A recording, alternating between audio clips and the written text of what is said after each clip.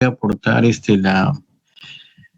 estudio por imágenes en estos segmentos del tubo digestivo. Siempre, bueno, en realidad el estudio de imágenes vía radiología del tubo digestivo, en lo que es esófago, estómago y duodeno, es básicamente una ayuda al complemento de la endoscopía, porque la endoscopía es el método de elección para para el diagnóstico, incluso no solamente diagnóstico, sino también terapéutico. La endoscopía es más invasiva, es más eh, tiene algunas indicaciones incluso terapéuticas. Sin embargo, el diagnóstico por imágenes es un complemento cuando la endoscopía no puede cumplir con esa labor, sobre todo la labor diagnóstica. Entonces ahí es donde entra el estudio de imágenes contrastado, de la patología del esófago, estómago y duodeno. Entonces vamos a empezar. ¿En qué nos ayuda? ¿Cuáles son sus indicaciones? ¿Cuáles son sus limitaciones de estos estudios? Bueno, vamos a empezar estudiando un poco la anatomía esofágica para más o menos tener una idea de qué es lo que vamos a encontrar. Sabemos que el esófago se desarrolla desde la 4ª semana de la vida fetal. El esófago es una estructura tubular, muscular de 20 a 24 centímetros de largo desde su nacimiento en el músculo cricofaringeo hasta el esfínter esofágico inferior, ¿no? Hasta la unión con el cardias, por debajo del diafragma en la vértebra dorsal 11. Entonces decimos que va desde la 6ª vértebra cervical hasta la 11ª vértebra dorsal. El esfínter esofágico inferior tiene una longitud de 2 a 4 centímetros y está a nivel del hiato esofágico, que básicamente viene a constituir una pseudoválvula, porque no existe una válvula en sí, sino una pseudoválvula donde se menciona que la diferencia de presión entre la presión que se encuentra en el estómago con la presión de lo que se encuentra en el esófago, pues hace del funcionamiento de esta válvula. Entonces, los esfínteres sirven para evitar el reflujo, que el contenido gástrico no pase el contenido esofágico, y cuando eso sucede, se va a producir una irritación del esófago, produciéndose lo que se conoce como el esófago de Barrett, ¿no? Una inflamación, una esofagitis primero, luego una esofagitis con metaplasia, donde ya está el esófago de Barrett, y posteriormente terminar convirtiéndose posiblemente en un cáncer esofágico. Y el esófago tiene movimientos peristálticos semejantes a los movimientos que ocurren en el resto del tejido del tubo digestivo. Entonces ahí tenemos la división del esófago: porción cervical, porción torácica y la porción intraabdominal. El esófago está recubierto por epitelio escamoso estratificado, ¿no? En el tercio superior el músculo es estriado y en los 2 tercios inferiores es conocido por músculo liso. El diámetro es de 1.5 a 1.8 centímetros, tiene una pared distendida de espesor 3 milímetros. Un dato importante del esófago es que el esófago, a diferencia de las demás capas del tubo digestivo, no tiene serosa. Y esto lo hace en el caso de las neoplasias. El hecho de no tener serosa no tiene a contener las neoplasias, y por lo tanto los cánceres de esófago son bastante invasivos. Invaden rápidamente el mediastino y estructuras adyacentes, haciéndolos a veces irresecables, con el peor pronóstico que se le puede dar a un paciente. Entonces el esófago es uno de los cánceres más invasivos que tenemos, por no tener serosa. La anatomía del esófago cervical: 5 centímetros, el esófago torácico 16 a 20 centímetros y el esófago abdominal corto de 3 a 4 centímetros.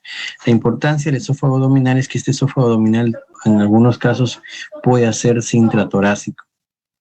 O sea que el esófago abdominal pasa hacia la cavidad torácica, convirtiéndose en una hernia, ¿no? Las famosas hernias diatales o las hernias por deslizamiento. ¿Cómo vamos a estudiar el esófago? Desde el punto de vista radiológico, con un estudio contrastado, que se llama esófago contrastado. Eso, lo que ustedes van a ver, lo que se va a representar básicamente es el contraste ¿no? El contraste se le hace, el método es muy simple, se le disuelve el contraste, el contraste suele ser una sustancia muy parecida, digamos, al yeso, se lo disuelve en agua y se le hace tomar al paciente. Se lo retiene el paciente en la boca, luego le decimos que cuando ya está todo listo, le decimos al paciente que lo pase y en ese momento en que lo está pasando, hacemos el disparo de los rayos X. Entonces ahí es donde se va a ver el esófago cervical, el esófago torácico y el esófago abdominal. Entonces ahí intentamos visualizar el esófago tratando de identificar sus diferentes segmentos y su diferente connotación en cuanto a la pared. Hay una particularidad en el esófago cervical, que en el esófago cervical se van a encontrar 3 muescas, o 2 muescas, la muesca cricoidea y la muesca cricofaringea. Son ondulaciones, son, digamos, pequeñas indentaciones que tiene el esófago cervical que son desde el punto de vista anatómico fisiológicas, o sea que son normales, en otras palabras. No, que no deben llevar a incurrir a errores en la interpretación diagnóstica. ¿Esto solamente ocurre en el esófago cervical? No, no solamente ocurre en el esófago cervical, también ocurre en el esófago torácico. Vamos a ver cuáles son esas prominencias de las estructuras adyacentes o las estructuras que se encuentran alrededor del esófago que hacen estas indentaciones de tipo normal. Este es el esófago. Hola. Este es el esófago torácico. También tiene sus indentaciones a nivel del callado aórtico o de la transposición de la tráquea. Este es el esófago abdominal. El esófago abdominal, donde ya no vemos casi indentaciones debido a que no se encuentra rodeado de estructuras. Básicamente aquí lo que vamos a encontrar es una estrechez en la entrada del esófago hacia el estómago, que es esa estrechez está dada por la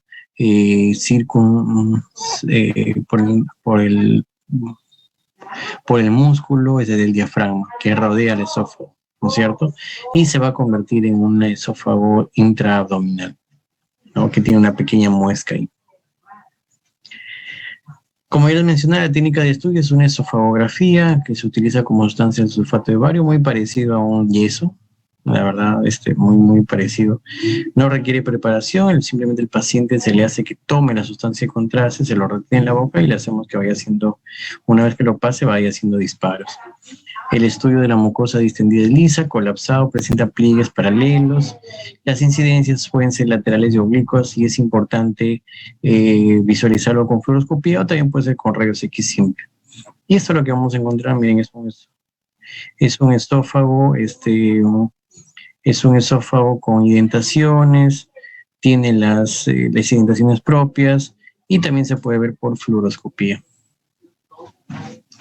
También no solamente se puede hacer por rayos X, también se puede hacer el estudio por tomografía y por resonancia magnética nuclear. En cuanto al esófago, pues vamos a encontrar que este es un estudio de tomografía, también se puede ver el esófago en tomografía, obviamente se va a encontrar detrás de la tráquea, son los vasos, y aquí se encuentra el esófago. No, generalmente es aplanado cuando no tiene aire, y la pared es muy delgada. Este es otro estudio de cómo se puede evaluar el esófago, que es a través de una ecografía endoscópica. No una ecografía, un endoscopio, entra por el tubo digestivo y se puede ver acá, por ejemplo, una prominencia, una tumoración a nivel de la pared del esófago, un leiomioma esofágico que vendría a considerar esto.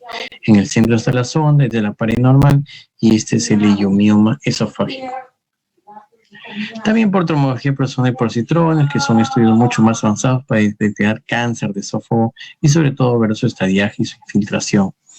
La esofagitis por reflujo gastroesofágico también es una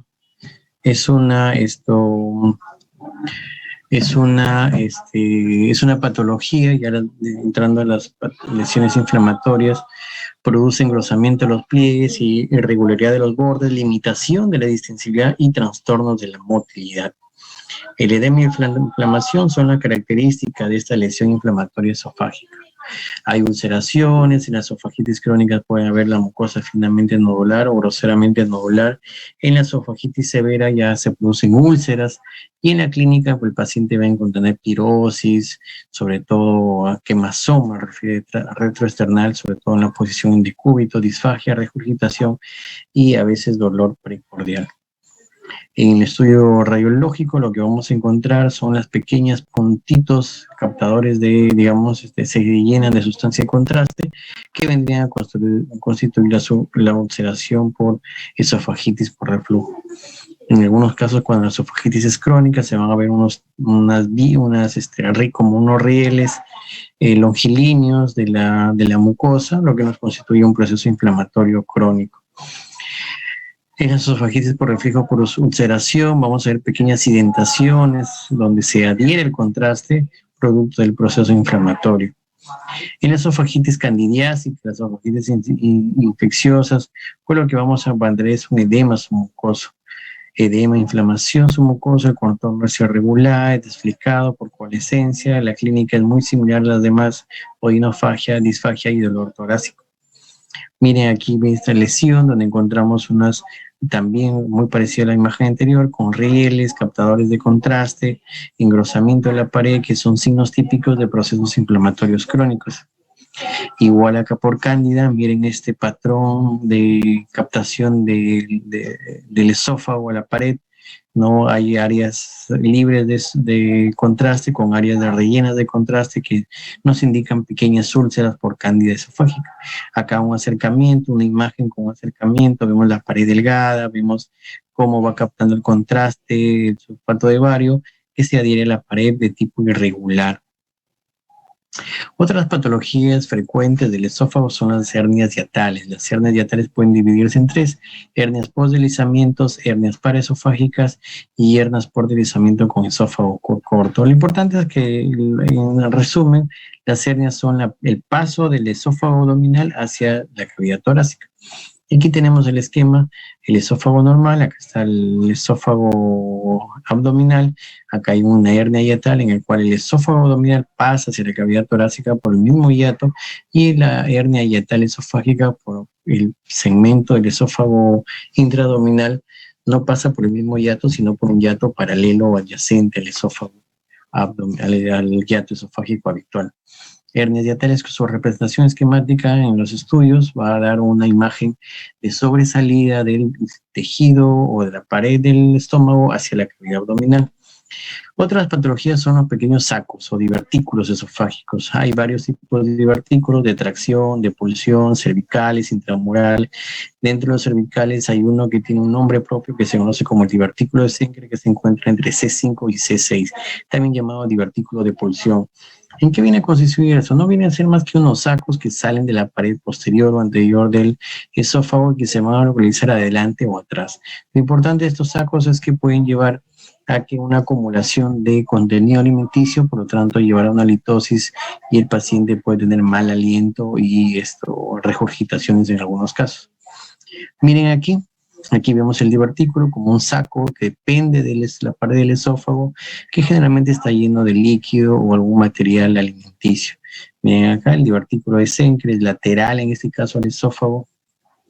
Este es otro divertículo posterior. Miren, el divertículo de Senker, que es posterior, sale por las estructuras musculares a dirigirse hacia la parte posterior como un saco. A veces se retiene y mantenía material alimenticio, se fermenta y puede producir halitosis.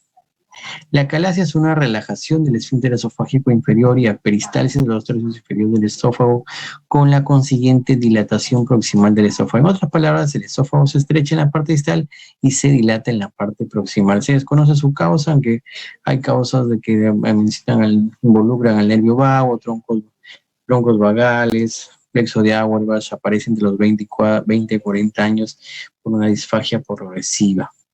¿Qué es lo que vamos a hacer? Miren, este es el esófago. Acá hay un estrechamiento muy severo del esófago distal con el ensanchamiento o el agrandamiento, digamos, del esófago proximal.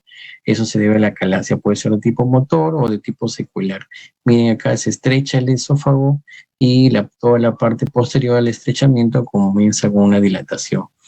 Los tumores esofágicos pueden ser benignos, tumores mucosos, lo más frecuente los leiomiomas.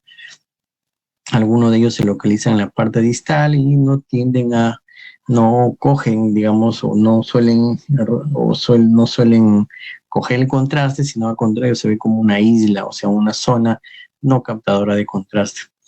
Y vemos acá cómo identan esta estenosa en la luz del esófago, pero obviamente el paciente va a tener dificultad para pasar alimentos. Y aquí vemos el leiomioma, ¿no? Como un estudio endoscópico, una endoscopía digestiva ecográfica, ¿no? Aquí vemos el leiomioma, que son los tumores mucho más frecuentes del esófago en cuanto a la parte muscular se refiere. Aquí vemos otro leiomioma esofágico que lo que está haciendo es condicionar compresión y disminuir la luz del esófago. Los tumores malignos, básicamente ahí nos referimos a los carcinomas epidermoides, ¿no? El carcinoma epidermoide, que su característica principal en las estructuras esofágicas contrastadas es la estenosis, que lo que va a hacer es engruesa la pared y por lo tanto la luz es la que se va a ver comprometida, constituyendo en un fenómeno de estrechamiento y por lo tanto el paciente, un estrechamiento sobre todo irregular, ulcerado, y que el paciente va a tener como cuadro clínico dificultad para pasar alimentos. Y aquí, desde el punto de vista de imagen, los signos que indican que esto puede ser una malignidad es cuando el borde es irregular. Mientras más irregular sean los bordes, más posibilidades de que el proceso sea un proceso maligno. Aquí vemos un estrechamiento o algo longilíneo de un gran segmento o una gran parte del esófago en el cual vemos unos bordes irregulares por una masa de tipo ulcerada. Aquí vemos múltiples úlceras a nivel de la submucosa que producen defecto de represión, algunos de ellos de tipo serpiginoso, pero lo que caracteriza ambos entre esta y la lesión anterior son sus bordes marcadamente irregulares. Miren la irregularidad de la pared, el esófago lo normal, y aquí vemos una gran irregularidad de la pared de bordes imprecisos y irregulares, corresponde a una masa polipoidea ulcerada.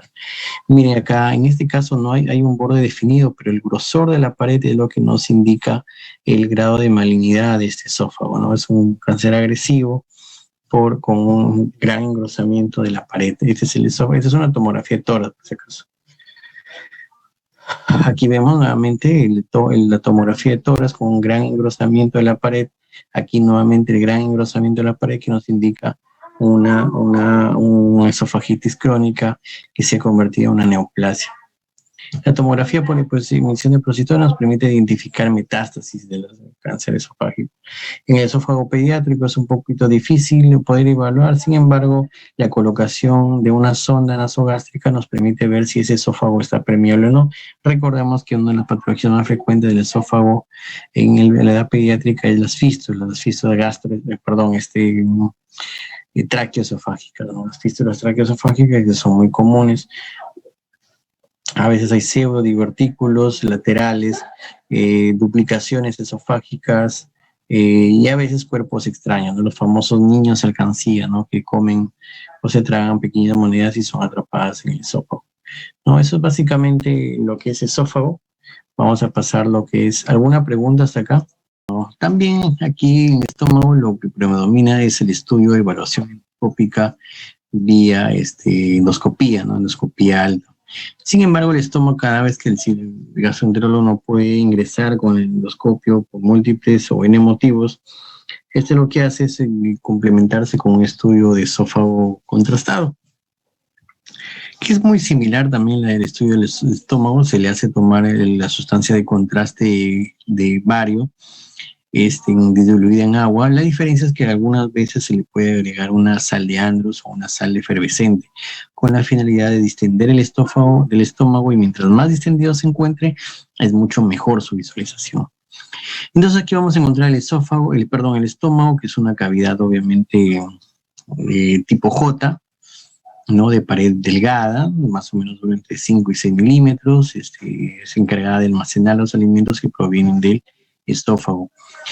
Normalmente sus bordes son regulares, pero cuando estos bordes cambian, como en este caso un borde netamente irregular, bastante heterogéneo, con una captación de contraste diferente, pues este estómago se conoce como estómago en duodeno.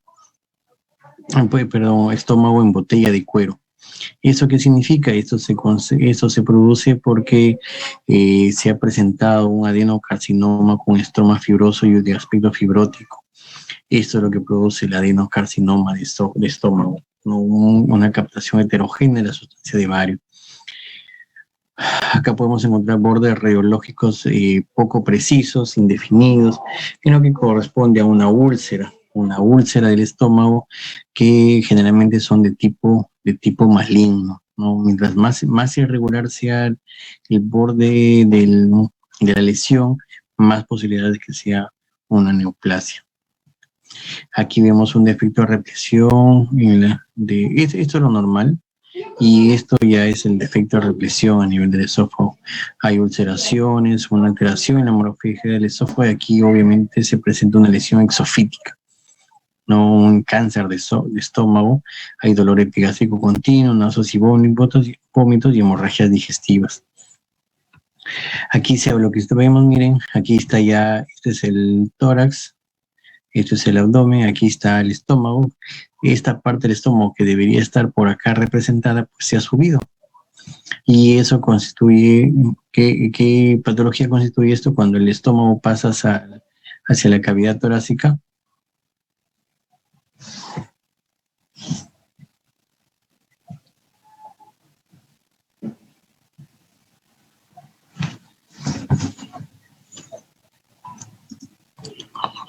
Aburto Velasco.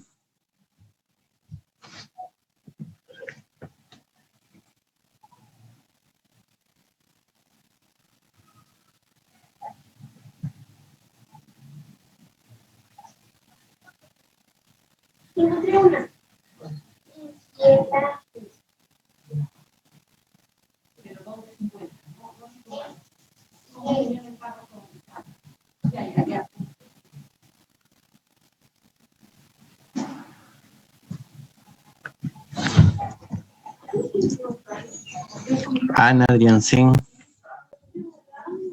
Sí, doctor.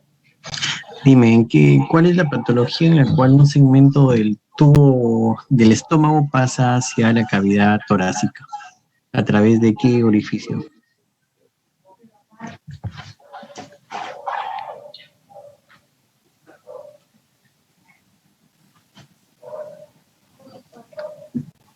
No lo sé.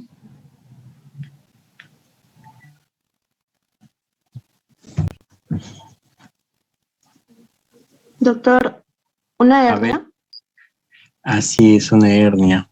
Una hernia. ¿Qué tipos de hernias conoces? Aparte, ¿qué tipos de hernias conoces? ¿Sería una hernia yatal? Una hernia yatal. Aparte de eso, ¿puede haber otros defectos? Aparte del hiato.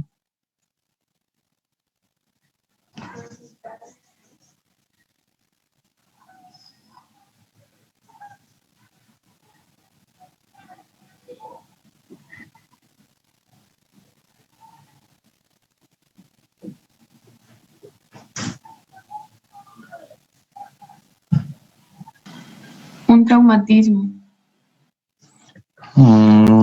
¿Qué tipos de hernias diafragmáticas conocen? Aparte de la hernia yatal.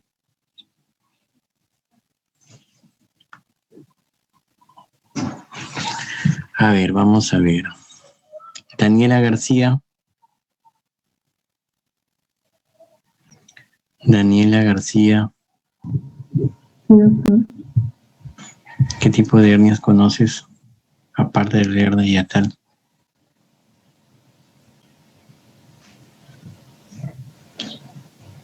Aparte de la hernia yatal existen dos tipos de hernias más, la hernia de Montagles y la hernia de Morgagni. Una es anterior y la otra es posterior. La que estamos apreciando acá es una hernia de Morgagni, en la cual pasa parte del tubo digestivo hacia la cavidad torácica. El estudio gastrodental y de tránsito intestinal. Bueno, esa imagen está mal tomada, vamos a pasar otra. Estómago extendido y ocupado por contenido que sugiere un besoar. ¿Qué es un besoar? Estimados alumnos, ¿qué es un besoar? Freddy Mejía Frías. Freddy Mejía Frías. Sí, doctor, ¿qué tal? Hola, ¿cómo estás, Freddy? Dime, ¿qué es un besoar?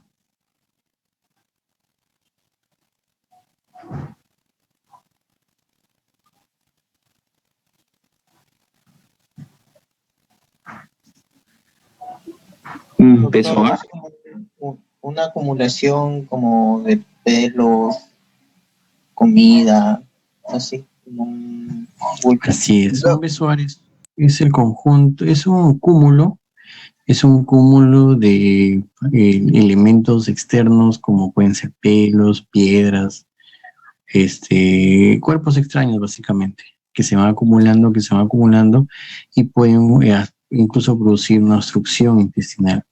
¿No? Este es un estómago extendido y ocupado por un contenido que sugiere un besoar. Esta es una radiografía abdominal, muestra un estómago lleno de líquido y una dilatación, una distensión del intestino delgado, ocasionado por una obstrucción en los intestinos. El paciente ingirió un medio de contraste que es visible en las radiografías. Este es un estudio de un esófago. Generalmente el esófago se estudia con el estómago y el duodeno, los tres a la vez, por lo general. Entonces, esto es un estudio completo de esto, líquido en el estómago y sustancia de contraste varitada a nivel del intestino delgado. Este es el estómago normal. Esta que ven acá es la primera burbuja, es la burbuja gástrica, el fondo gástrico, ¿no? El fondo del cuerpo, y este es el antro gástrico, y esto vendría a constituir la primera porción del duodeno. Esta es la forma habitual del estómago, una doble J, una J. Tiene la forma de una J de paredes bien definidas, regulares. Cualquier alteración e irregularidad de esta pared corresponde a una úlcera o a una neoplasia. Miren este borde totalmente irregular del estómago.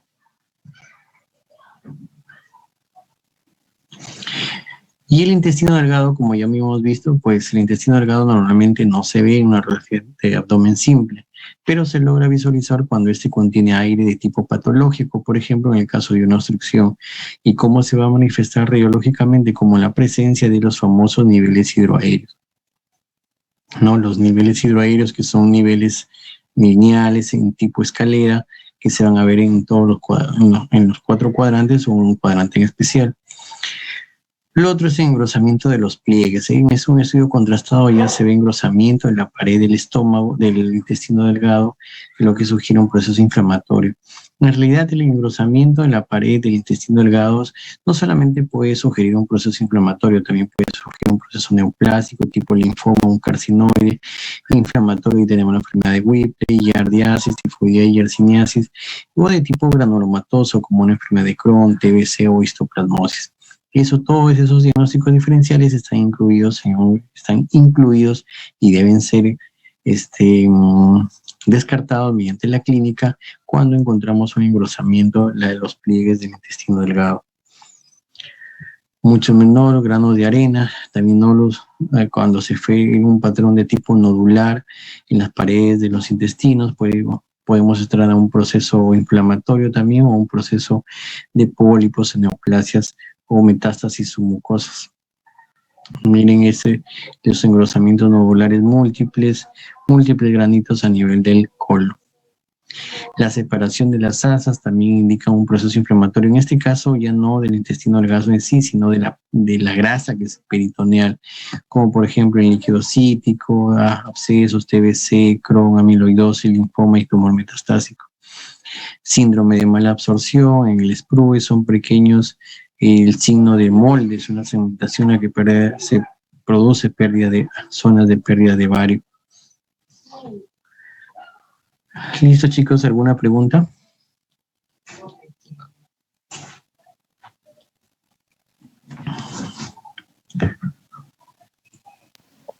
Doctor, ¿podría volver a repetir sobre las hernias? ¿Cuál era anterior y cuál era posterior? Ya, vamos a ver mejor una. Espérense un ratito, vamos. Sí, doctor, se ve. Sí, doctor, sí se ve. Ya. Este es un corte transversal a nivel de la unión tóraco-abdominal.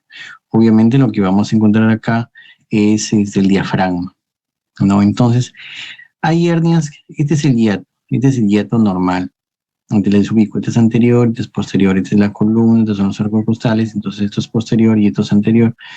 Entonces, normalmente el orificio normal que nosotros encontramos en la unión tóraco-abdominal es el hiato esofágico por donde atraviesa el esófago hacia el estómago.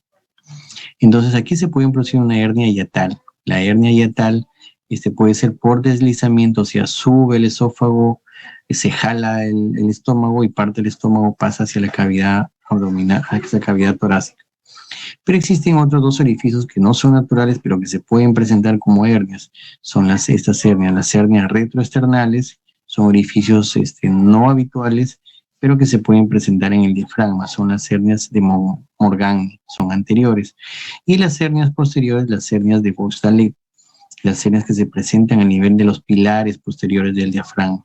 ¿Qué puede transcurrir acá? Básicamente aquí puede pasar, el estómago es bien difícil que pase por acá, obviamente, ¿no? Porque el estómago sería más fácil que pase por la hernia hiatal.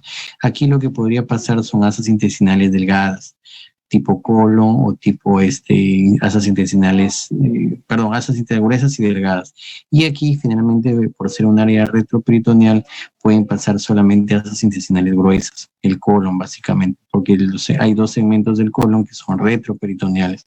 Las asas intestinales delgadas probablemente sea un poquito más difícil. Entonces, estos son los dos tipos de hernias: las hernias anteriores, las hernias retroesternales y las hernias posterolaterales o de Beausoleil, y en el centro la hernia hiatal. Ya, eso es lo que les he tratando de explicar. Entonces, cuando pasan las asas intestinales, por lo que se va a ver es dentro del tórax, asas intestinales. Ya sea si tiene válvulas conniventes, sería asas intestinales delgadas; si tiene austro, sería una hernia de asas intestinales gruesas. ¿Sí lo entendieron? Sí, doctor. Disculpe, ¿y mediante una radiografía se puede diagnosticar si es que es una hernia retroesternal y posteroesternal o hiatal, o es Sí. necesaria una tomografía? Sí se puede, pero siempre y cuando tengas que tener como complemento, ¿qué tipo de radiografía pedirías ahí para como complemento? A ver, piensen. ¿Qué necesitas para saber si es anterior y posterior? Lateral. Una lateral, exactamente. Tendrías que pedir una lateral. Obviamente, si está detrás del esternón, como dice acá, retroesternal, pues sería una hernia de Morgan. Y si está posterior, o si está pegado hacia la columna, sería una posterior. Eso sería una hernia incipiente, pequeña, pero cuando la hernia es muy grande, pues por lo general la gran mayoría son grandes porque no son diagnosticadas a edades tempranas, sino ya las hernias que yo he visto son hernias ya generalmente en pacientes ya de edad avanzada, en el cual prácticamente todo el intestino grueso y en parte el intestino delgado pasa hacia la cavidad abdominal. Y normal, el paciente ha vivido todo eso con eso, a veces sin molestias, y ya se da cuenta cuando ya siente esa sensación de falta de aire porque el intestino pues ocupa espacio y le va quitando espacio al pulmón, y entonces el paciente tiene sensación de disnea. Y se tomó una radiografía pensando en que de repente es una neumonía, una congestión vascular, y lo que finalmente encontramos son asas intestinales dentro de la cavidad abdominal. Y esas asas intestinales ya no están ni adelante, sino están en toda la base pulmonar, y entonces a veces es difícil decidir en una radiografía si es anterior o es posterior. Normalmente ya pedimos ahí una tomografía, pero cuando la asa intestinal sea pequeña, pues sí se puede ver si es anterior o si es posterior.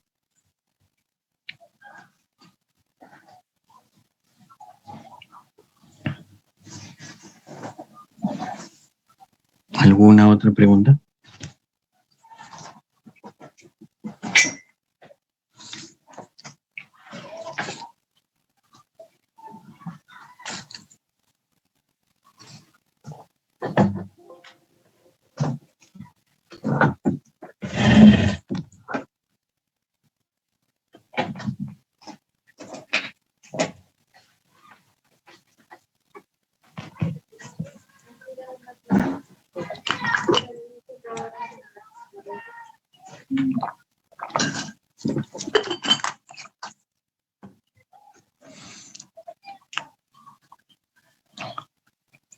¿No hay más preguntas?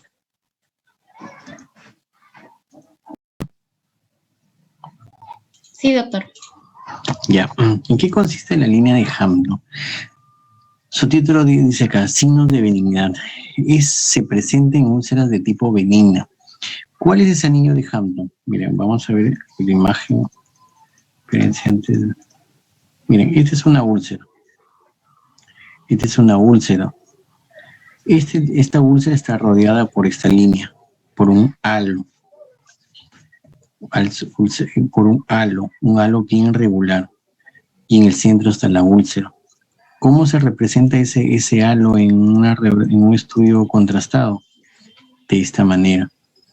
Se va a ver en el centro el cráter y el halo a los costados. Es una úlcera de benignidad porque su borde es totalmente definido. Es una imagen, una línea radiolucente de aproximadamente 1 milímetro de grosor que se extiende del cráter ulceroso hacia afuera de la luz. Es como si fuera un collar, una línea, un círculo, una delimitación. Y ese es un signo de benignidad. Ahora, cuando esta línea de Hampton es irregular, o sea, tiene bordes irregulares, tiene como si fueran unas patitas que se extienden hacia la cavidad gástrica, ya la convierte en una úlcera irregular. Cuando no tiene ese halo, cuando no tiene esa línea de Hampton bien definida, ya lo convierte en una úlcera irregular que tiene signos de malignidad. Es así como la línea de Hampton indica signos de benignidad y malignidad. Miren, la línea de Hampton está presente en las lesiones ulcerosas benignas, mientras que cuando no está presente, pues indica malignidad. Y el otro es el menisco de Karman. El menisco de Karman es lo opuesto a la línea de Hampton. El menisco de Hampton está presente en las úlceras benignas, que es el borde irregular, lo que les estaba hablando. La ausencia de la línea de Hampton y la presencia del menisco de Karman, que son bordes irregulares, bastante infiltrativos, indican malignidad. Acá hay otros parámetros, pero que no son muy usados en realidad. Más es esto, la presencia, el hecho de que tengas un borde regular y definido indica benignidad y en un borde irregular indica malignidad.